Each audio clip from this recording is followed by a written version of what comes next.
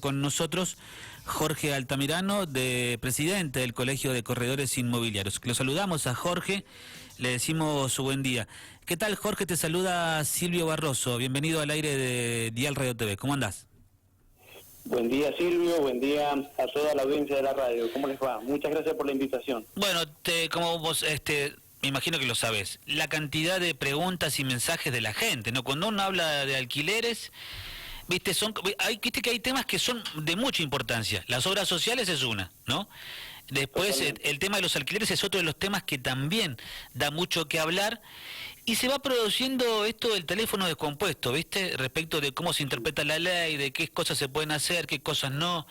Y bueno, hay que llamarle a los profesionales también, ¿no? Que son ustedes, que son los del Colegio de Corredores Inmobiliarios, que tienen una visión respecto a este tema. Es así, Jorge, ¿no?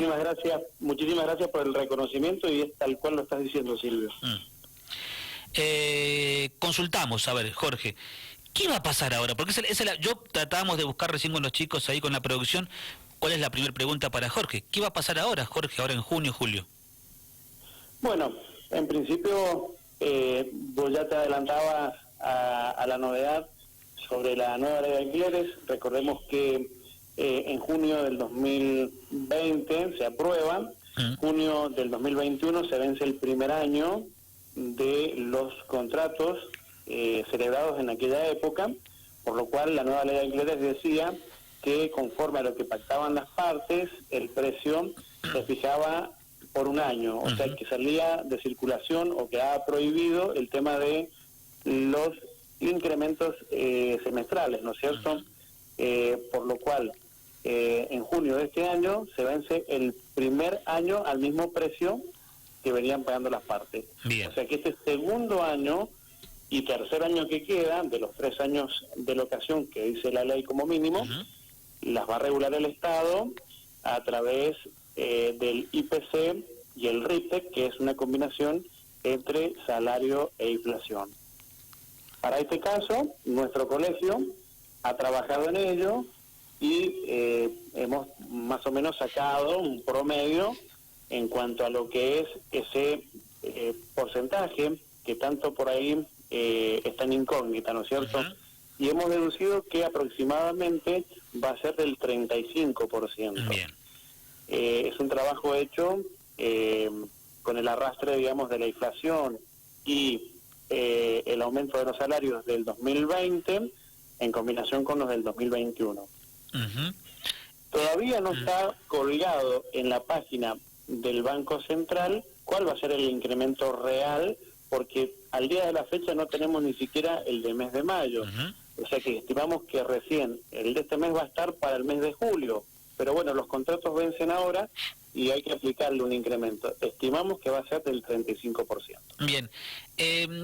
¿Cómo es la fórmula? Un poco la decías vos y bueno, lo charlamos en alguna oportunidad con distintos actores que son parte de este tema, ¿no? De cómo es la fórmula. Pero ¿nos podés recordar, no sé si las palabras que te voy a pedir son sencillas para que la gente entienda de cómo se mide, qué es esto de lo del incremento de sueldo, la inflación y demás? ¿Cómo es el cálculo matemático? Bueno, para que la gente lo pueda entender, es una combinación del salario vital y móvil, sí, que tiene una persona dependiente de un sueldo, sí, en función a las paritarias que el gobierno acordó en su momento, sí, ¿no es cierto?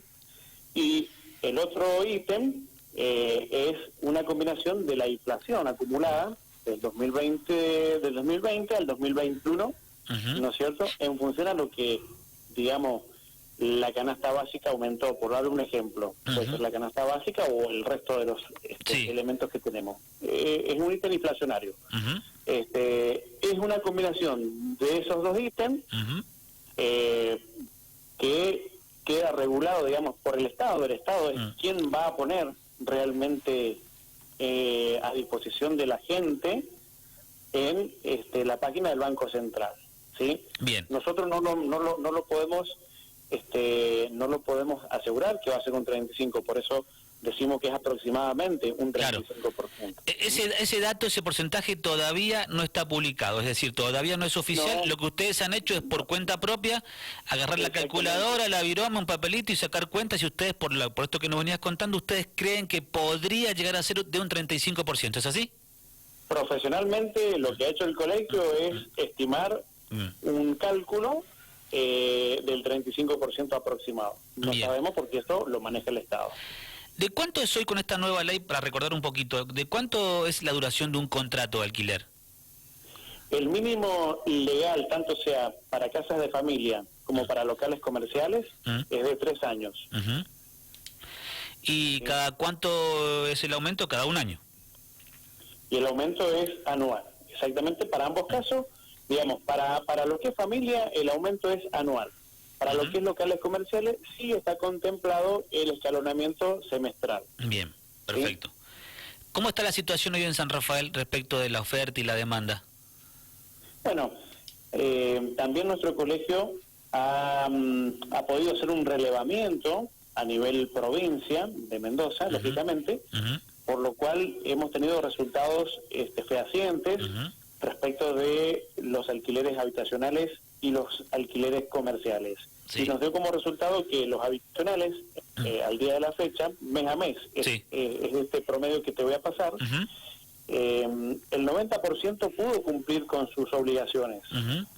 El 6% no lo pudo hacer y el 4% ha realizado un pago parcial. En lo que es alquileres comerciales, el 75% pudo cumplir con su obligación, el 19% no lo pudo hacer y el 5% hizo también un pago parcial. Esto nace de la base de datos que aportamos todos los matriculados de la provincia de Mendoza hacia el Colegio de Corredores Públicos Inmobiliarios para que haga el relevamiento sobre estos porcentajes. Bien, a ver si te entendí bien, más del 20% entre los que no han podido pagar y los que han pagado un poco, digo, del sector comercial está complicado ahí, ¿no? Del tema de los locales, ¿no? El sector comercial es el que indica que estaría un poco más complicado que el sector habitacional, ¿sí? Lo que son locales comerciales están con una morosidad del 19%, a nivel provincia. Esto se debe, lógicamente, a el arrastre de la pandemia, por lo cual muchos rubros no son de primera necesidad y se han visto afectados en cuanto el gobierno ha tomado, digamos, las restricciones y bueno, han optado por ahí en algún momento a hacer otra modalidad de trabajo y esto ha incidido, claramente ha incidido en el comercio. Sí, Jorge, este 19 o 20 y pico % que nos decías del comercio, ¿no? Que ha quedado moroso, debe el alquiler del local. ¿Lo ha terminado cerrando y ha quedado con la deuda o sigue abierto y sigue generando deuda? ¿Se entendió la pregunta? Sí. Generalmente los inquilinos tratan de no endeudarse porque lógicamente, al final de cuentas, cuando esto ya no suceda, de que hayan restricciones, de que nos limiten, digamos, el tema de la circulación, el tema de las ventas de los comercios, va a ser un problemón. Entonces, seguramente el propietario de ese local va a hacer valer su derecho, va a iniciar una demanda, lógicamente, si no puede cobrar los alquileres atrasados, que siempre hay alternativas, siempre hay formas de poder negociar, de poder renegociar la deuda y demás, pero agotado todas las instancias y no teniendo ningún resultado ese propietario, lógicamente ese inquilino se va a ver muy afectado. Entonces, muchos han decidido dejar el local, achicarse del local, trasladarse quizás a un lugar donde pueda realmente cumplir con esa obligación y no endeudarse, porque esto tenemos que recordar que los contratos se hacen siempre, se firman para cumplirse. Sumado al importe que se debe, hay que sumarle los intereses pactados en ese acuerdo, en ese contrato. Y sumado a ello, los gastos, digamos, o costas del juicio, de los profesionales que intervienen. En este caso, siempre hay un representante legal que es un abogado y, lógicamente, hay que pagarlo. O sea que los costos se encarecen demasiado. Por eso es recomendable llegar a un acuerdo, llegar a una renegociación en el precio, llegar al punto medio que le sirva a las dos partes para no caer a los incumplimientos. Y para que también Jorge, y también para que el dueño también pueda cobrar algo, porque si no le sirve al dueño de un local no cobrar o generar todo este tipo de trámites que se ha explicado claramente para cobrarlo dentro de 2 o 3 años. El dueño quiere cobrar ahora también, ¿no? Lógicamente, esto es como dice el viejo refrán, hay que colocar un granito de arena y un granito de cal para que ambos puedan funcionar.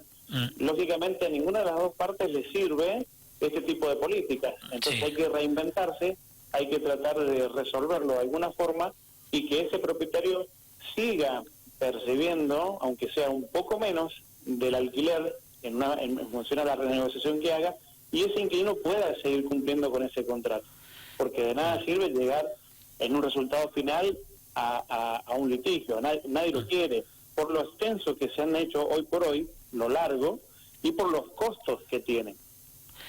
Entiendo que un local del centro acá, del microcentro San Rafaelino, digo, San Martín, Irigoyen, Mitre, Chile, no sé, Pellegrini, todo depende del tamaño, de los servicios, etcétera, etcétera. Pero más o menos, ¿de qué estamos hablando? ¿Entre qué y qué? Un alquiler de un local, de una tienda, por ejemplo. Y lo que pasa es que es muy relativo en función al tipo de rubro y al tipo de local. No es lo mismo una vereda que la otra, que la opuesta, digamos, en determinadas arterias de nuestra ciudad. Pero en promedio oscilan entre los 50.000 pesos, 70.000 pesos en adelante, conformado, dependiendo, digamos, de la cantidad de metros que tengas el local, y la prestación que tengas. Pero mínimamente uno chiquito andan esos valores 50.000 pesos. En las cercanías, en las cercanías que vos por ahí un poco determinabas. Sí, hay calles que son más caritas, ¿no? Me imagino que la Chile, la San Martín, la Pellegrini son más caras, ¿no? Exactamente. Hay calles que por ahí tienen otras preferencias, otro tipo de público, es para un determinado comercio, lógicamente todo eso va a tener una incidencia. Pero un local chiquitito, 50.000 pesos mínimo, de ahí para arriba lo que tenés de todo. Mínimo de ahí para arriba, exactamente. Y respecto de casas y departamentos, ¿se consigue fácil en San Rafael hoy? Hoy está muy complicada la plaza, ya que a raíz de esta nueva ley de alquileres, recién un poco hablábamos de poner un granito de arena y otro granito de cal para funcionar en todo sentido. Lamentablemente hay ciertos propietarios que lógicamente no han estado de acuerdo con esta nueva ley de alquileres debido, digamos, a la inversión que tienen que generar o que han generado ya y a la baja rentabilidad que tienen sus inmuebles debido a que justamente los salarios no escalan en demasiado o acompañan, digamos, la inflación que tenemos. Entonces los alquileres son muy bajos.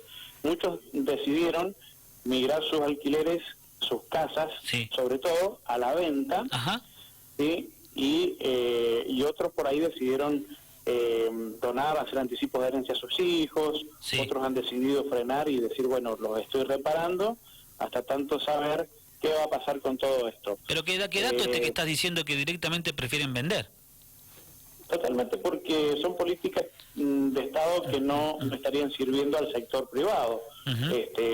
Y eso hace que al tener muy poca escasez de oferta, el mercado inmobiliario, los precios de los alquileres suban. Lógicamente, trabaja oferta y demanda. Entonces, hoy si tuviéramos 3 casas en la semana, por las 20 familias que buscan un inmueble se alquilarían muy rápidamente. No hay casas, no hay determinados productos para una determinada familia tipo, por ejemplo, de 4 o 5 integrantes.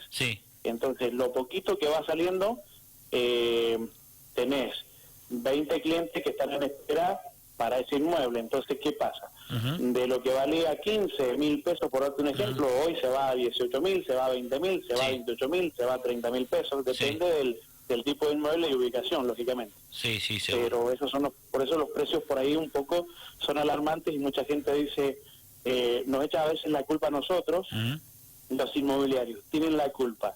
En realidad no es que tengamos la culpa, es la ley de oferta y demanda. Cualquier persona que invierte en el mercado, en un inmueble que le sale 10, 12 millones de pesos, para ganar 20.000 pesos, no le sirve, pone ese dinero a invertir de otra forma. Por eso es la rentabilidad tan baja y muchos dicen, bueno, a ver, yo me quedo en el mercado, mi inmueble lo dejo en el mercado, pero no vale 20, vale 30. Bueno, oferta y demanda. La verdad que es todo un tema, ¿no? Y social, porque, a ver, no hay mucha política relacionado con planes de vivienda. Uno no puede, uno si bien el IPB construye, pero construye poco. Algunos créditos que se dan, digo, respecto de la tasa de interés, conviene y hasta ahí nomás, ¿no? Eh, Sí, hoy por hoy no tenemos, digamos, créditos blandos sí, que permitan a esos inquilinos poderlos claro, convertir en propietarios. sí, Hoy los créditos propietarios están todos frenados, sí, sí, sí, sí. hipotecarios y demás. Entonces también es otra... Hay un tema otra social, el tema es muy grave, Jorge, porque es un tema social, porque la vivienda es lo básico, ¿no? Si los alquileres, no tenés casa para alquilar, porque la gente prefiere no alquilarlo, o se lo da a sus hijos en adelanto de herencia, o lo vende, o lo cierra la puerta, dice, no, sí, ¿para qué y no hay construcción de casas? ¿Dónde vive la gente? Exactamente. El problema, sinceramente, lo tiene generado el gobierno por un problema de déficit habitacional. Claro. Al crear estas políticas tan endurecedoras para el mercado, lógicamente, en vez de llamar a la inversión privada para generar inclusive hasta más puestos de trabajo, mayor oferta en el mercado de inmuebles para que la gente pueda alquilar, inclusive se hasta estabilizarían los precios, porque al haber mayor oferta, los precios son más competitivos y bajarían. Pero bueno, nosotros como sector inmobiliario y colegio hemos brindado al gobierno nacional una serie de herramientas para que las tengan en cuenta y trabajar sobre estos temas, y es muy fundamental que la gente hoy por hoy tenga un techo. Es un producto de primera necesidad, sí, hoy el techo. Entonces, todavía estamos esperando ese guiño por parte del gobierno para que aquellos inquilinos que están en condiciones de poder pasar de inquilino a propietario puedan acceder a diversos créditos que en teoría el gobierno tendría que comenzar ya a disponer para esta gente, ¿no? Gracias, Jorge, como siempre, muy amable, muy claro. Te mandamos un abrazo. Muchas gracias a ustedes, muy amable. Que andes bien, Silvio. Hasta luego, chao, chao. Ahí la palabra entonces de Jorge Altamirano, titular en nuestra zona del Colegio de Corredores Inmobiliarios. La verdad que es muy interesante siempre conversar con Jorge respecto de lo que pasa con el tema inmobiliario, ¿no? En nuestra zona, en San Rafael específicamente. Y más allá de esto, de lo que, justamente, lo que indica la ley y demás, no deja de ser un tema social y preocupante, te diría que más que preocupante es grave, gravísimo, ¿no? De cómo también aquellos que tienen la responsabilidad de gobernar, ya sea la nación o la provincia, de implementar políticas de vivienda, ¿no? ¿Cuántas operatorias hoy hay de vivienda en San Rafael, por ejemplo, ¿no? Poco y nada, te digo, para la cantidad de demanda. Si a esto le sumás los incrementos en los alquileres, si a esto le adherís también esto que nos contaba Jorge en relación a que no hay mucha oferta, no hay casas para alquilar, no hay departamentos. ¿Dónde vive la gente? Y la gente termina viviendo con sus padres, con su abuela, con su tía, todos ahí hacinados, y se convierte realmente en un gran problema social. Esto tienen que tomar nota. Este tipo de cosas tienen que tomar nota aquellos que nos gobiernan, aquellos que van a ser candidatos ahora a legisladores dentro de 3 o 4 meses, de cómo le resuelvo la vida a la gente, de cuáles son los temas más importantes. Siempre hay temas que son importantes, ¿no? Que van tocando o tienen que ver con determinado sector que siempre pide algo a favor de ese sector. Pero, ¿sabes qué es lo que me pasa a mí? Yo a veces creo que en la agenda de aquellos que llegan, por ejemplo, al Congreso de la Nación o a la legislatura, no tienen la misma agenda que tiene la gente, ¿sí? No tienen la misma agenda. Tienen la agenda de algunos sectores que son un poquito más ruidosos, pero que un sector que sea ruidoso, un sector, no significa que ese sector represente a todos, o que represente el interés urgente de la población.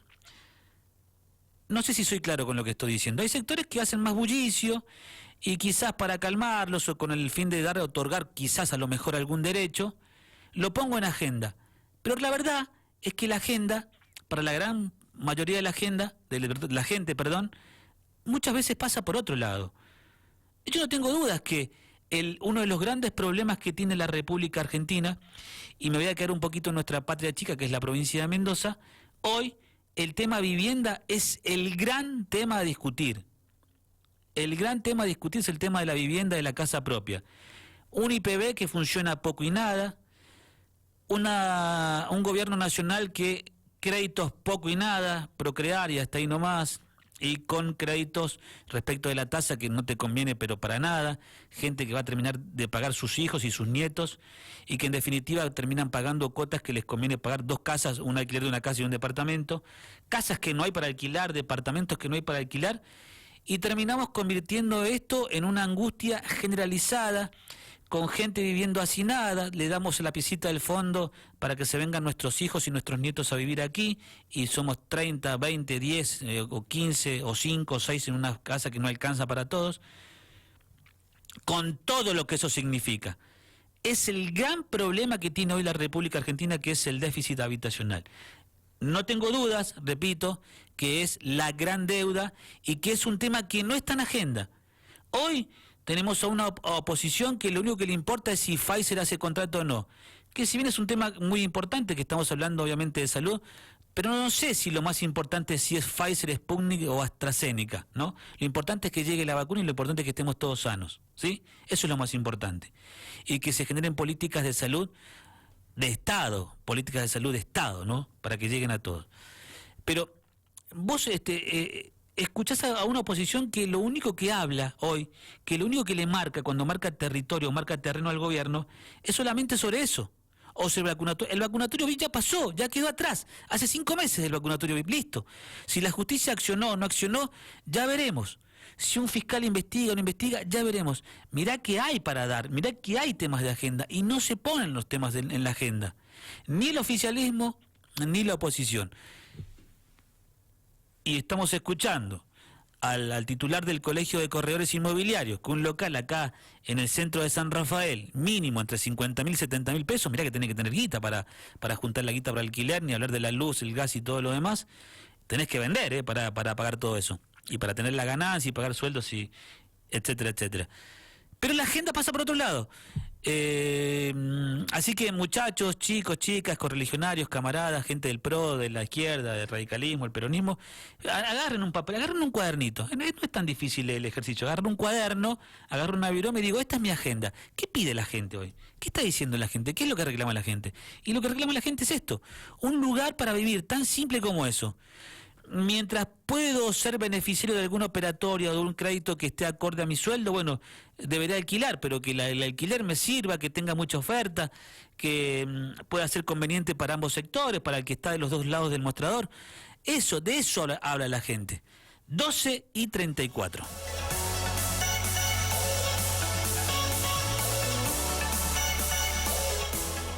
Dial Radio TV. Se escucha y se ve.